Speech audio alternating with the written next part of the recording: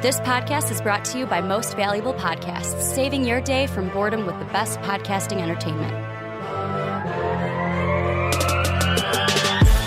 Hello and welcome to Superfans. This is your one-stop shop for Chicago sports talk. We bring to you Cubs, Sox, Bulls, Bears, and never the Windy City Bulls because whatever. I love you, Bull, but we'll never get to see you play again. Anyway, I'm your fear-filled host, Dave Oster. Sitting across from me today is the original man-child himself, Ricky Widmer. What's up, guys? Sean Anderson could not be here today, too busy saving the world. But that's okay. We'll continue on without him in his memory, you know? He's not dead. I'm just messing with you guys. He's saving the world, but he's dead? Yeah, somehow I'm just going to keep making it worse and worse every time. But we've got a great show for you guys today. We're live on Twitch. For those of you who don't know, we stream live on Friday nights or Saturday afternoons. Come check us out live if you're watching us on YouTube. But great show for you today. We're starting things off with the Bulls GM search. There were some rumors over All-Star Weekend. It sounded like the Bulls were shopping for front office people. What better time than the All-Star break to have everybody in your city, all the head honchos, all the important people. What better time than now? Yep. That's what I thought of. Better place than here. What better time than now? Thank you. Little bit of some Rage Against the Machine. We're feeling it. Number two for the day, we'll be talking Cubs. Should they still have high expectations for 2020? Feels like the Sox have kind of stolen their thunder, but we'll be talking a little bit with Pat today about that. And then we're going to wrap the show up with our ever-evolving contest of who's the Bears quarterback going to be in 2020? And some cuts. We got some cuts to talk about, too. We got a couple cuts that leads into it. I blame the Cubs stuff mostly on me because there's not a ton to talk about with the Cubs. And there's so much high expectations with the White Sox that I feel like we're a bottom barrel team, and our expectations are now sky high with a bunch of kids. They're going to win the division and all this. But I feel like Sean's high, not expectations, but his hype for the season is much higher than mine because mine is like, well, we should be a good team. If we're not a good team, then we've got shit to talk about. Yep. But I blame that on me. Maybe I should be more hyped for this season and the Cubs. All right. Well, let's get into it. Our opener for the day is the Chicago Bulls and their hopes for the front office. The whole thing is things need to change. We've been saying it for way too long. This year has been a struggle. I thought last year was bad. Turns out this year is somehow worse. Every player on our team's been injured. Zach LaVine's the only one who can score buckets somehow. Thad Young is taking, 18 shots a night sometimes for literally no reason. I just don't understand the direction of the team and what they're trying to do. Our training staff is a fucking joke. Our medical team needs to get medical help. It's just a frustration, and it's been rolling in the wrong direction. So we point at the front office and we say, Reinsdorf, please do something about this. Please fix our front office so we can make moves. We can get young, exciting players. We can compete again. Gar Forman potentially being replaced. John Paxton potentially being replaced. What do you think, Ricky? What should we do here? So it's going to be, from what it looks like, it's just Gar Forman. And this is from, it was reported by Joe Colley of the Sun-Times. Yeah. But I'm reading this from the Scores website. With the NBA family gathering for All-Star Weekend in Chicago, President and COO Michael Reinsdorf and Executive Vice President of Basketball Operations John Paxton spent much of the past few days canvassing the league for potential GM candidates for the Chicago Bulls. The legwork came through back channels as the process is in its early stages, the Sun-Times reports. Currently, Bulls GM Gar Forman has been relegated to mostly scouting work and day-to-day dealings with agents in recent seasons as Paxton stepped up as the face of the franchise when it launched a rebuild in June 2017. The Bulls are now seeking a new individual to lead the way and serve as their public face with the intention of Paxton staying put but receding into the background, the Sun-Times reported. Paxton isn't expected to be stripped of any power. With that in mind, the question is how much influence, blah, blah, blah. And that's where I come to the question for me is just getting rid of Gar Forman enough. I know there's the whole side of it. Well, Paxton's not the face, and this GM is going to be the GM and pretty much the face of our franchise. Pretty much what a GM should be. Yep. Where, I mean, you've got a face to your team. Yep. Where I take the Cubs, for example. Different sport, but you've got Theo's your face. Theo's running things. And then you've got Jed Hoyer. Like, in that situation, it is the president of baseball operations who's the face. But you have one guy where it's like, I can put, if the Cubs don't do well, I'm putting it on Theo before I put it on Jed, because Theo is the face. I'll agree to that. The Bulls haven't had that. The Bulls, it's kind of been like, that's why like Jake said, he thought Garpax was one person. Like, who's Garpax? From the outside, it's easy Gar to see Forman it. and it's John Paxson. I don't know if do you think that keeping Paxson on, but really, like, stripping, like, putting him into the background, is that enough? Or should Bulls fans want sweeping? Like, when they said sweeping changes, I thought both were gone, That not was just my hope. one. Yeah. But it looks like it's Gar Forman who's going to be gone, and Paxson is just going to be a background role and let the GM be the face. Do you think that's enough? I don't think it's enough to attract the top names out there. We're talking the potential of like a Daryl Morey, a Sam Presti, Masai Ujiri. Like, in order to get the top guys who aren't even technically available yet and may not be available, in order to get that tier of quality added to your front office, you need to hand them the keys. You need to give both the guys who have been struggling for the last 20 years, not struggling for all 20, but like the last couple of years, but they've been there so long. You need to move them out. You can call them whatever you want to call them, take away the power, hand them over to somebody new. Because, again, if we're truly trying to change a franchise and get us back on track, that's the kind of injection you need. You need to completely hand over the reins to someone new, someone who's been there, done that. And the three names I tossed out there, all three of them have had great success. So the guy that I just did a quick Google search because I'm like, who are the Bulls even looking at? Yep. Do you want to know who Chad Buchanan. I look at that and I go, huh? Really? Like, Pacers GM, yes, the Pacers are a playoff team. Yep. But it's like, for me, does it have to be a sexy name that the Bulls go out there and get? Like, this is a weird territory where usually we're talking about, like, coaching hires. And it's like, we kind of have a set of, like, okay, who's the pool that they can hire from? The front office and GM game, I can't tell you, like, oh, these are 5 GMs that the Bulls should go ahead and try to get, because we don't focus on the front offices as much. But I look at that and I go, okay, the Pacers are doing well. Yep. They're a playoff team.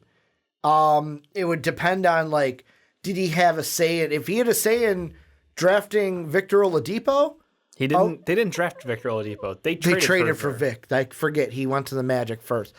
With players, I usually tend to forget their bad days. Then, okay, was he involved in trading? The Pacers hired him in 2017.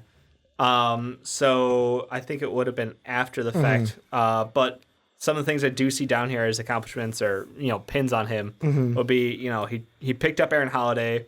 He did that amazing TJ Warren deal for basically nothing. I don't know. Okay. That's the Suns. I don't know whether they give him credit or just laugh at the Suns. Yeah. It's a toss-up there. He did do the trade for Malcolm Brogdon, which would have been fantastic for a lot of teams. So 1 first and 2 seconds. Yeah, that's a pretty good deal to secure Malcolm Brogdon long-term. He did extend Sabonis and Turner's contracts. Apparently, he was with the Blazers for 10 years as an assistant GM as his final role over there. He was part of the Marcus Aldridge trade. Hilarious, because obviously that was with the Chicago Bulls. He was also around for the Gerald Wallace pick, which basically turned Gerald Wallace into Damian Lillard. It makes sense then.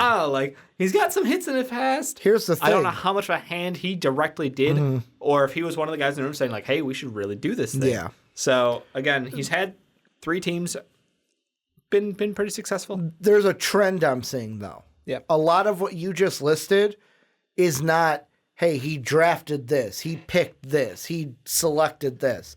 It's a lot of, well, he traded for this guy, he traded for that guy.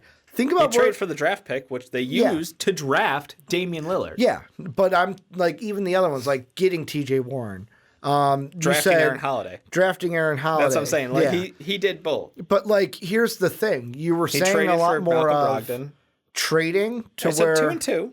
Yeah, but think about where the Bulls are right now. Are the Bulls a team where we started the rebuild in 2017? He drafted Aldridge and Brandon Roy. Okay, that's what I'm saying. Like it's both sides. He's done both. Don't try to focus on one. Well, and this is why I'm focusing on one, because are the Bulls in their rebuild? Yeah, we should not be a team focusing on we need to hit in the draft. We might need a GM that, because we've got Zach, because we've got like a timeline that isn't completely at the beginning of a rebuild. We got Zach. Yeah, that's what we got. Like, I want to say Lowry, but is Lowry going to be here? And maybe they're looking for a GM that, hey, he can wheel and deal, make some trades to bring in guys that we can use to help this team. Not be a guy that's going to draft that next guy and then we have our coach him up because we've got Zach, because we've got Lowry, because we've got the rookies that are going to be a year older next year. Yeah. Trading for guys that are going to help us win now compared to drafting guys that will help us win in 2 to 3 years. Trading for guys who are going to help us win now, like Thad Young and... Well, that was a free agent signing. Yeah, I'm just focused. Like, I get Tomas Satoransky. I get it. And, like Otto Porter. Like... But yet again, bad moves, bad GM. Maybe he Otto Porter, I think, was a great deal. Jabari until Parker he got Bobby hurt. Portis. But it's and then it goes back to the medical team. Is it the medical team's fault? Is Otto Porter just injury prone now? Like, I don't know if he's injury prone, but he had a bad injury. Yeah, which also it hurts that our medical team. Why was he playing hurt in the first place? Huge question mark. Because our coach is old school and wants to grind it out? Sorry, there's just so much. Whoever the GM is, I asked them one question. President? That's the answer. Okay. Because that's realistically what it would take to get a top-tier person. So you mean like Paxson, getting rid of him? Yeah. Okay. Like, that's the way I'm looking at it. If we want to get like a Sam Presti who has been wheeling and dealing for his entire time, he's been amazing in the draft. He's been amazing in the trades. He's done a lot for the Thunder. I don't think he would leave there unless he has the ability to be a president and combo together and be able to really control all the little strings. He's got so many picks down there. That one's hard for me to see. The Masai thing, I don't think we have a chance in the run. No. Daryl Morey, though, there's a chance. I would take Daryl Morey. So Morey. you're saying there's a chance? I feel like his situation with the Rockets will be determined by how they finish in the playoffs this year. And if they want change because they struggle or they underperform, I could see a chance happen. But I don't know that the Pacers are going to let Chad go quickly. It seems like they like him. They like the moves they've made. They've been able to put together a competitive team without Victor Oladipo on the court, and yet they're still 6th in the East. They're competing. They've got great pieces. I don't know, man. It's tough. Like, I don't know if there's the magical guy that can pull the trigger with one hand tied behind his back. And that's my fear. That's all I keep seeing is if we're still keeping one around or both of them in different roles, I'm still afraid. Their fingerprints are still here. No, and that's, like I said, when I saw the one headline that was like sweeping changes, I feel like that's a lie. You're not making sweeping changes unless both are gone. Yeah. And the question is, and that's why I go back to the Cub thing, where it's like, Theo has put his name on this. Of course, it's him and Jed working together. Yeah. But because he's the face, when something doesn't go right, I know as a fan who to point the finger at. With the Bulls, I don't know. Like, something goes bad, we point 2 fingers because we don't know who to point the 1 finger at. And that's what I feel like, again, what might happen again here. Yeah. I love your analogy of hand tied behind the back because let's say they bring in Buchanan and something doesn't hit. Well, we'll point, as fans, we'll point the finger at Buchanan because we're being told that he's now the face and the GM is more of its own role and Paxson's in the background. But who knows? What if it's Paxson that was influencing it and it's really the finger should go at Paxson, but I feel like the Bulls like the, clean house. If you're going to clean house, clean house. Yeah. Don't go half-ass. Don't say, well, we're going to get rid of this part to make you happy. No. If you're going to get rid of Forman, get rid of Paxson also, and just start from ground zero. We're going to go young and then pick up Rondo and Dwayne Wade. It's the most Chicago Bulls move. Like, we're going to get you a new face to run the front office. Don't worry about the two guys standing in the corner, though. They're definitely not. It's like when I say, I'm going to go on a diet, but then I drink Mountain Dew. Yeah. Like, but Dave, I'm not going to McDonald's. Yeah, but Ricky, you're still drinking crap like this. Like, exactly. That's what this is. Yeah. Oh, we're making sweeping changes. But John Paxson's still going to be here. Yeah. Come on, really? That's the shit that's going to kill the Bulls until they move on from their entire front office as a collective. They need to just do that. There's no way that we're going to be a top competitive team without that. Like, the rumors behind Morey also kind of help because, like, even Bill Simmons kind of suggested it's he didn't want to do that Westbrook deal. That wasn't something that had his fingerprints on it. They kind of forced him to do it. His hand was forced, and it wasn't, the rumor is his hand was forced. The rumor is he didn't want to give up Chris Paul, the, great defender, outside shooter for a player like Russell Westbrook, who is younger, more athletic, much worse shooter. Like, does that seem like a move that he would make? To ruin his spacing, to ruin the thing that he's been building and planning. I get it, the age, the contract, the health, all play factor into it. But, the fact that someone, and I know Bill Simmons doesn't have the utmost credibility around him at this point in his career, but, he kind of lets some things slip in different talks, and it seems like other people are kind of agreeing with him on that end. So I do get a little concerned. I don't know, if I'm making my wish list, Daryl Morey's up there, Sam Presti's up there, and Chad's up there. But, like, Sam Presti, he ain't leaving the Thunder, right? There's talks that if he could get a president role. Oh, okay. So we're, again, so like vice you have president to dangle. You have to dangle out the operations, all of it. So I take Presti. Presti built again 18. Like, look at what he did with a market like Oklahoma City. Could you imagine? Think about what he could do here. Yeah. Like, I almost think about it too of the fact of they're just window shopping at this point. Unfortunately, that's what it feels like. Here's the thing I want to throw out there with this is: do you think, let's say Buchanan came in and said, "I want Boylan gone"? Would Paxson step in and go, "No, he ain't going nowhere"? Oh, like, you know what I'm saying? Like, no, who how overrides who then? Yep. Do they then both? Is it brother and brother are fighting? They got to go to Michael Reinsdorf for the final vote. Hey, Dad, can we fire Jim Boylan? You need to get rid of Jerry, but but Michael is the COO, acting COO. Yes, acting COO. Yes. But like, I agree. Boylan needs I to be even gone have that too. question of if Buchanan came in. I'm just using him because that's the name we have. Yep. Would he even have the power to fire Boylan if he wanted to? God, I wish. Or would Paxson being there, would Paxson say, no, Jim Boylan's like, you don't know. You don't know unless you just say, that's why we're going to get rid of him. Basically, you have to have these things. So we're saying the front office as its entirety has to be cleared out. Just sweep it. The training, clean slate. The medical staff. We need a new one of those. Just top to bottom. I'd let the new VP and GM worry about that. That would be one of their jobs. Yeah. Overpay them. Worth it. Well worth it. We've had such a horrible run with injuries in Chicago. I don't even want to go down that route. So we're doing two things up front. We need to fire a head coach. Yeah. What else is there? Is it like those are three massive changes that have to happen, and that needs to be like in writing in order to get someone like a top tier front office guy out there. If you came in, so let's be realistic now, because now that we say all those things have happened, so we can compete for a top guy. What do you think that someone like Chad Buchanan would settle for? Do you think if we gave him the ability to, we're going to let you fire a head coach, like you get to go recruit your own guy, find the guy who's going to, make you happy. Do you think that's enough to get him in, even with having Gar Forman, John Paxson still in the organization, still roaming around the hallways?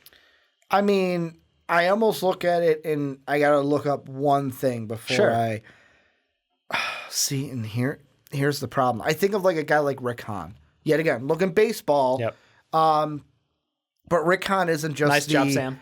He isn't just the general manager. Yep. he's the vice president also. So it doesn't fit what I want to do. You need all the power. Like, I feel like, where does the buck stop? If I am Buchanan, I want to be able to control the team. You want to be able to trade everybody. Well, don't tie my hands behind my back and tell me I'm the GM, I don't but want I to can't have make to the moves ask I want to move. everything I have to do. I don't want to have to ask for permission. Yep. If I want to fire the coach, let me fire the coach.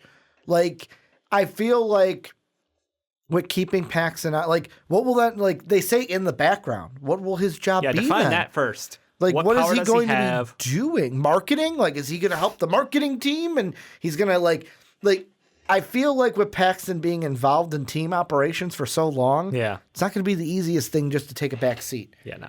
Or to go you're going to be relegated to a different area of the front office. Like, I know there's tons of positions in the front office, but I kind of find it hard, unless you're getting rid of Paxton, for the Bulls to bring someone in and be like, it's you. You make all the decisions. The buck stops with you. Hand over the keys. That's what needs to happen. So would I love to have someone, who could bring us hope, like perhaps a Chad Buchanan? I'll take, you throw a dart at a front office that's been mildly successful for the last 5 years and be like, I don't know who's in Golden State's front office. I don't know who's in the Clippers front office. I don't know who, just any top team. And you're like, how much say do you think he had in that front office? Do you think that any assistant GMs out there could stand out? Like, I know for coaches, I always joke about the fact that I'm like, go convince Jerry Stackhouse to come be an NBA coach. Go get Mike, not that Mike Miller out here to be our head coach. But like with front offices, you're kind of taking a little stab in there. You're taking on faith that it's like, hey, maybe the guy behind the name had some good calls, and he's like, maybe he's down low secretly, like, not a bad guy to have in the front office. Maybe he's a draft guru. Maybe he's someone who works well with different agents around the league and can kind of wheel and deal and work well for free agency. Something that Chicago has forever struggled with. Like, if you go ahead and get someone who's gotten in with like Clutch Sports, like, that would be huge for Chicago. There's different routes we could take with that GM role. Dave, you just said Clutch Sports, and I thought Bronny and LeBron in Bulls jerseys.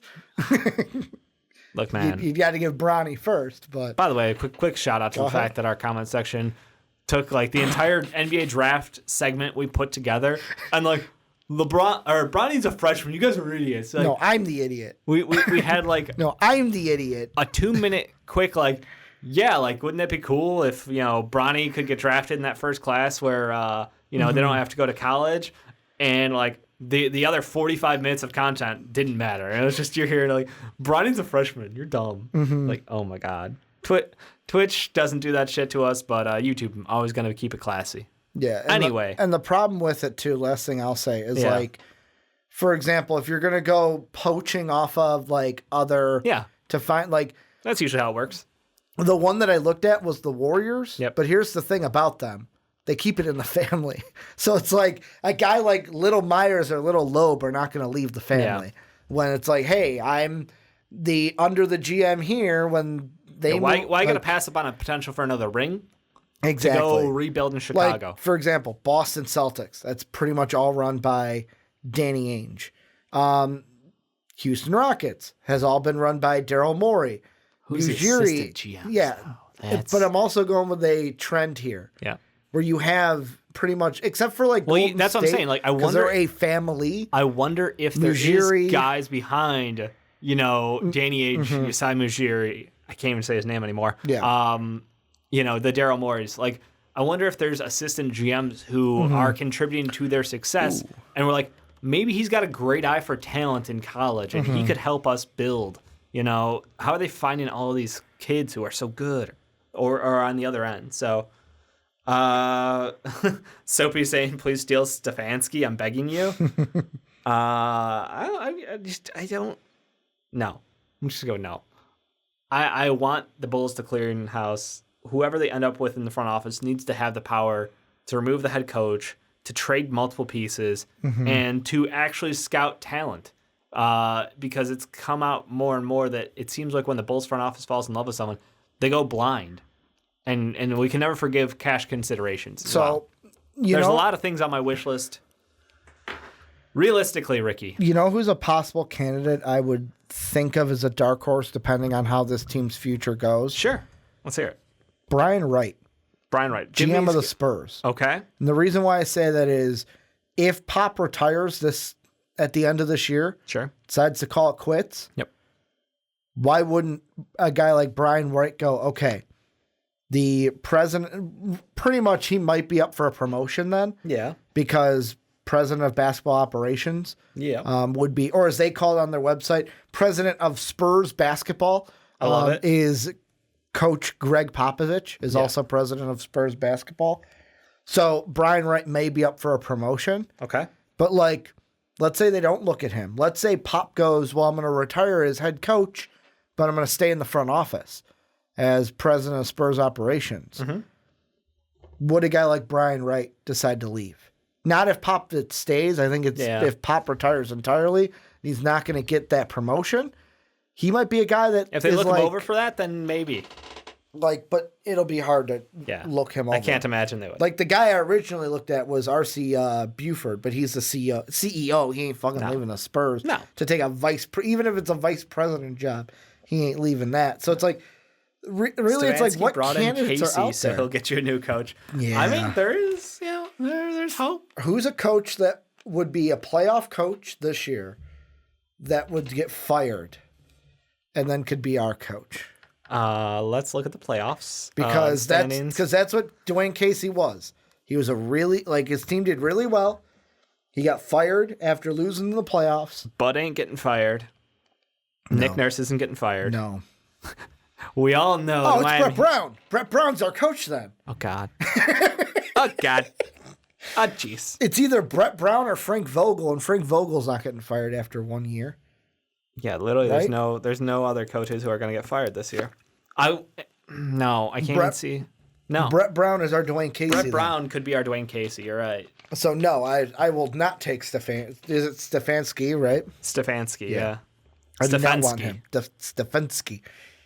Can't really make a bad choice in GM coach. Yeah, literally anything's better than what we've got. I think that's where I'm at.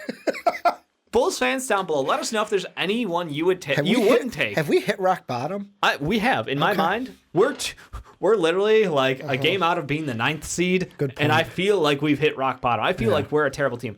I look at the Atlanta Hawks, and I'm like, man, look at all those kids who are going to be good at basketball for the next decade. And I look at our team, like, man, look at all those kids who are going to be sitting on the bench because they're hurt. You know what? Like, it's just hard to, when you don't see the young talent on the court, it's so frustrating as a fan. Because I want to be excited about the team. I think we genuinely could be good at basketball right now if they were healthy. But they're not. So I'm looking, the fucking Timberwolves look like fun right now because they got a bunch of kids playing basketball.